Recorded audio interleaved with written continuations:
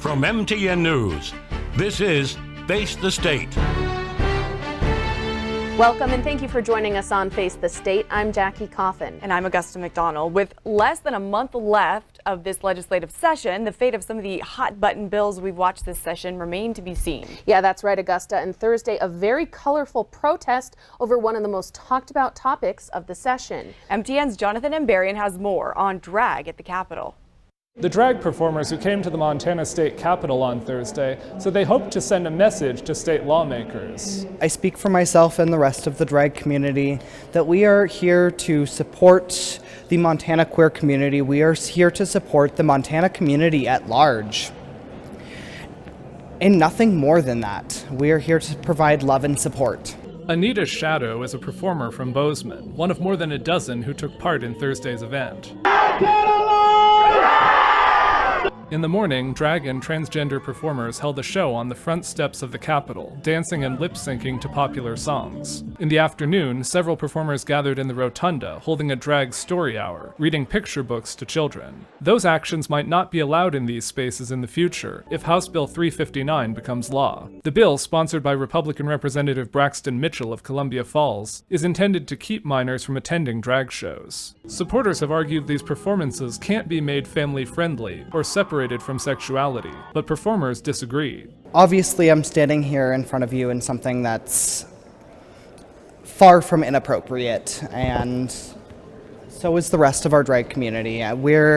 We don't show up to all ages events. We don't show up to the Capitol. We don't do any of those things, and something that would be inappropriate. On Thursday, the Senate Judiciary Committee voted to advance HB 359 to the full Senate. They added an amendment supported by Mitchell that makes a number of revisions to the bill. It now says those under 18 can't attend a drag performance, which is now defined as an obscene performance featuring drag queens or similar entertainers. It also says schools, libraries, and other government-funded facilities can't host drag performances or drag story hours. In Helena, Jonathan Ambarian, MTN News.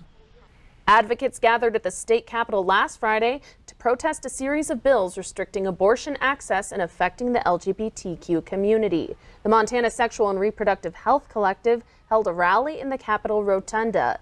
Advocates pointed to more than 20 bills that they say would restrict people's reproductive health decisions. They argued the testimony had included misinformation about abortion and abortion providers. Stephanie McDowell, executive director of Bridger Care, said she believes many of the bills under consideration are out of step with what Montanans want. Montana really showed up this session. Montanans are standing up for their values. We believe in our Constitution. We do not want our Constitution changed, and we've really seen that expressed over and over again.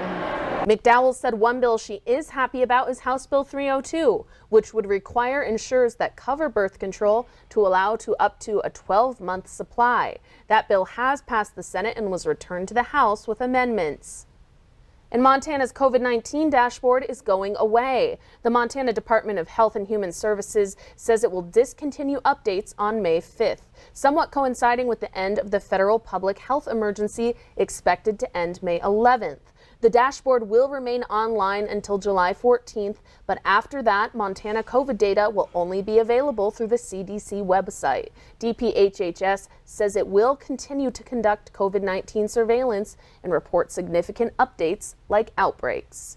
And during the COVID-19 pandemic, the federal government directed everyone on a state Medicaid program to stay enrolled through the end of the public health emergency. Now that policy has ended, and for the first time in several years, Montana regulators are determining whether people can remain on Medicaid. MTN senior political reporter Jonathan Ambarian found out what Medicaid recipients need to know about these changes. Over the next 10 months, the Montana Department of Public Health and Human Services will be evaluating all members of the Medicaid and Healthy Montana Kids program to see if they're still eligible to take part. They're asking everyone participating to be sure they're ready for the renewal process. We've really put a lot of efforts into making sure our staff are trained already, our system is ready to support this, and we're hoping that it's a supportive process for the members as we go through this. The number of people using Medicaid and Healthy Montana Kids grew steadily during the public health emergency, from 277,000 in January 2021 to 322,000 in January 2023. DPHHS will now be checking whether those recipients still meet the requirements, particularly the income range. By early next year, everyone in the programs will get a letter, either saying they have been automatically renewed or telling them they need to provide more information. Leaders say it's vital that people update their contact information so they'll receive their renewal packet. You can do that on the website apply.mt.gov or by calling 1-888-706-1535. All of the information that we sent is delivered by mail. And so we've made a lot of efforts to try to get as many corrected addresses as we can. But that's really the best thing people can do at this point. People can also use the website to set up an account where they can find out when to expect their renewal packet. Jesse Counts with DPHHS says they're not projecting how many people in Montana might no longer be eligible for coverage. Knowing that so much has changed for many Montanans since March of 2020, we are not able to speculate on those cases, and instead we're going to look at it case by case. If someone is set to lose coverage, the program Cover Montana is preparing to help them through the process. Our team is ready to help them understand where they might be able to enroll in coverage, whether it's through an employer plan or through the health insurance marketplace at healthcare.gov. You can find local help in your area by going to Cover Montana's website at covermt.org or calling 1-844-682-6837. In Helena, Jonathan Amberian, MTN News. Thank you, Jonathan. We'll be back with more Face the State right after this. Follow MTN's coverage of the 68th session online anytime at your local MTN website.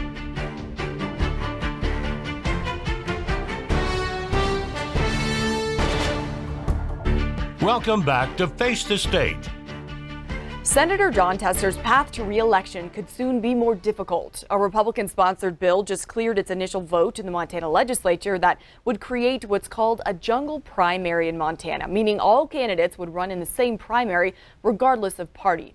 As MTN's Charlie Kleps learns, this wouldn't happen for every Montana election, only next year's Senate race. This would have a huge impact on Montana, essentially weeding out any third-party candidates who could potentially steal votes from Democratic or Republican frontrunners. Some believe the legislation is aimed specifically at Senator Jon Tester, making it much more difficult for him to win re-election. It's not an experiment. It's a purposeful infringement of the electoral process. The electoral process in Montana could be changing soon, not forever, but for one election only. And many in the state, like independent Gary Buchanan, are furious. And every Montana voter should be offended by one extreme part of the party trying to rig our elections. The bill would change Montana's primary rules in 2024 to a jungle election, meaning that all candidates for the U.S. Senate would run in the same primary election, regardless of party, with the top two vote-getters advancing to the general election, which means third-party candidates would most likely be kept off the ballot. I think this is an attempt to disenfranchise anyone that wanted to be part of the Libertarian Party.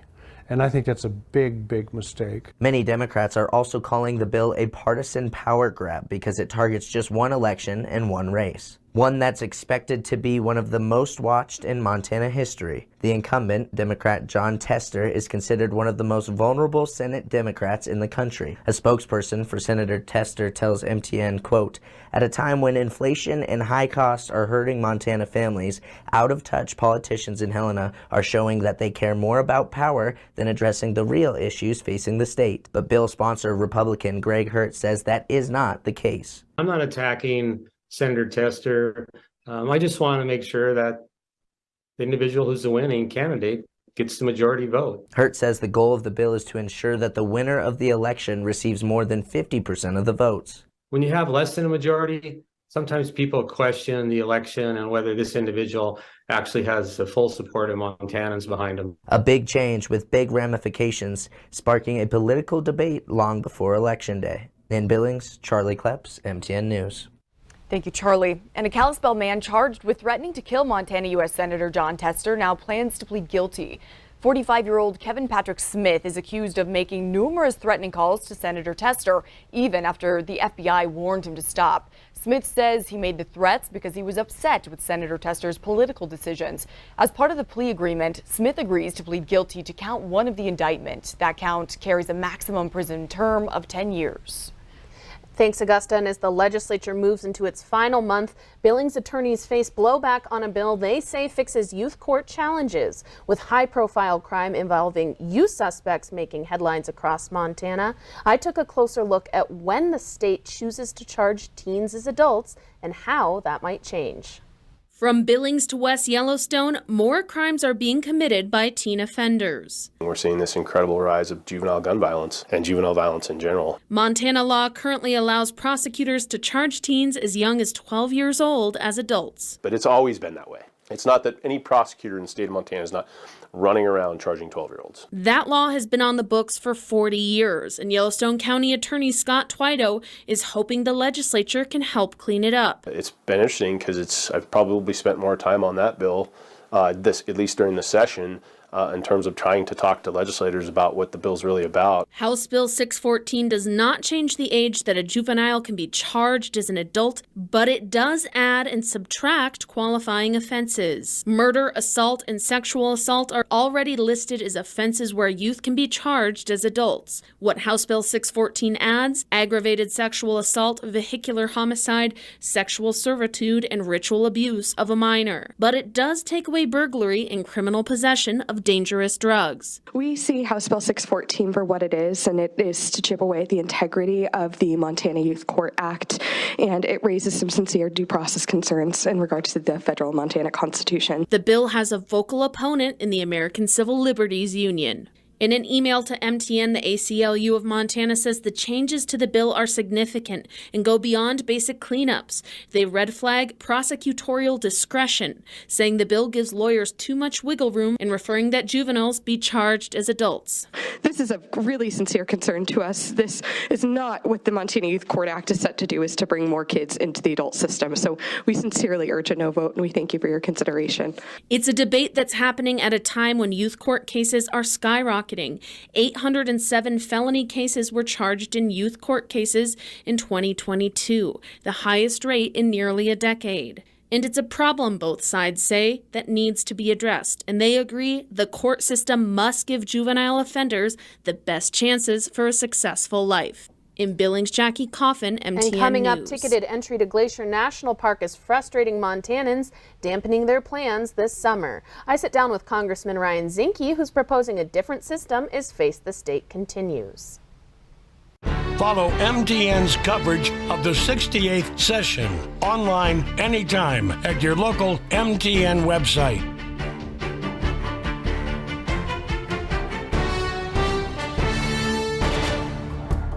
Welcome back to Face the State. I'll start by welcoming you, Congressman Ryan Zinke, to Face the State, and thank you so much for joining us. I have you here to talk about ticketed entry to Glacier National Park and what you're trying to do to kind of combat current processes with that. So why don't you explain to me a little bit about what the situation is and your feelings about it? Well, I have deep concern about Glacier Park and the idea you're going to ration. And a lot of it comes from personal experience. I grew up next to the park. I was always in the park. And over time, what I've seen is that not aggressively plowing the roads, limited access, trail systems that can continue to be limited. And what's occurring is the legacy of the park, I think, to a degree, especially the local population. When you don't have access, you don't build memories. You don't build a bond to the park, and that's concerning. And also, you look at Yellowstone, our first park, and engraved in stone above the Roosevelt Arch is for the benefit and enjoyment of the people. And I understand we have a lot of people coming in, but certainly the way that the system was designed on ticketing, what it does is it really takes the local voice out. April or March, the first tickets become available, immediately sold out. And who are they being sold out to? That's not locals. It's people across, and it's public land, so it's America's property, and I get that. But there's ways to do it better. And the details of it, they stopped access before 6 o'clock in the morning. So for those that want to get up early and drive into the park, that don't have a ticket, we lost that opportunity. But I can understand that because they're doing construction, and the construction company runs from 10 o'clock at night to 6 in the morning. So that's fair. And if they don't have that road closed, and then it could, bring the construction project all the way into the next year, higher costs. So I accept that. But I don't accept that on the east side, especially where economic conditions on the east side are a lot different than the west. And there really isn't the problem when you look at Two Medicine, Mini Glacier, East Glacier side. And I think it's fair to allow that access on the east side. Again, those businesses are challenged on the east side. And lastly, we pushed to have them open up at 3. Now remember, it's summer, so it doesn't get dark until 9 or 10. But you got to be out of the park by 10. So what I've asked is then push it to 1 o'clock. That allows locals to grab the kids out of school if you need to, go to the park. And lastly, within the park itself, over time, we're beginning to see more trails closed, less access. And the history of the magnificent park, and it is magnificent. At one time, there was a Cutbank Chalet. There was a chalet actually at Logan Pass. There was a 100-mile trail. So the internal system was much more robust on trails than it once was. So what we're trying to do is open up some access, reasonable access, open up the east side. And what are we going to do long term? And when I was secretary, we looked very hard at a transportation system. I don't like to use the term buses because buses aren't cool, but a transporter. Taking the idea of a red bus, the iconic red buses. Well, let's upgrade them. Let's keep the buses that are there, but let's have a new transporter, perhaps EV, and make a system. And the system should allow people to have access, and we should integrate the trail system. So if a trail has high density on it, it should be an indicator. Maybe this is red. If you want to have the experience, then go to a trail that has less people on it. Because I think at the end of the day, there's some important underlying points. One is we need to protect the experience of the park. When you enter Glacier National Park, it should be a wow. And it's not Disneyland, but we can do it better, more efficient, and smarter. And lastly, the locals, to make sure you promulgate the legacy of, I remember, my dad and I go in the park, and there are many like me that remember the family outing in the park. And when you cut access off for local, to a degree, you also cut off the loyalty long term. So I think we can do it better. Wonderful. Well, we covered a lot of ground on this issue, and very interesting conversation talking about transportation in Glacier National Park. So thank you so much for joining me here on Face the State. My pleasure. Follow MTN's coverage of the 68th session online anytime at your local MTN website.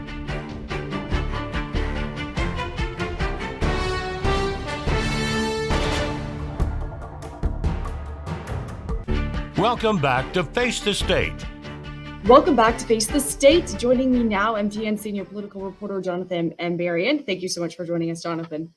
Thanks for having us, Augusta. Okay, so let's talk a little bit about a hearing on Monday that's basically looking at these kind of two competing charter schools bills. Talk about both of the bills and why they're both still at play right now. Yeah, so as you've covered a little bit, and I have as well, there are two big bills up that would really expand charter schools in this state.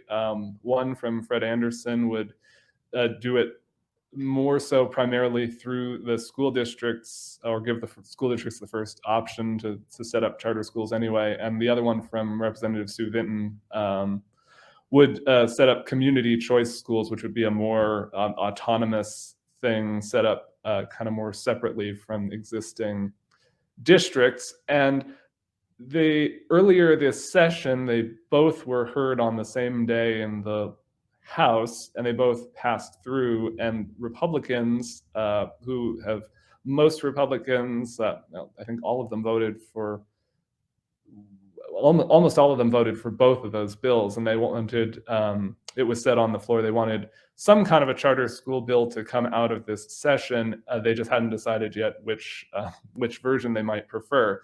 And so the idea at that time was to keep them both alive and moving into the process, and they could make a decision on it later. And so on Monday, the Senate Education Committee is going to have a hearing on those two bills, and we'll start to see, I guess, at that time what direction they want to go with them.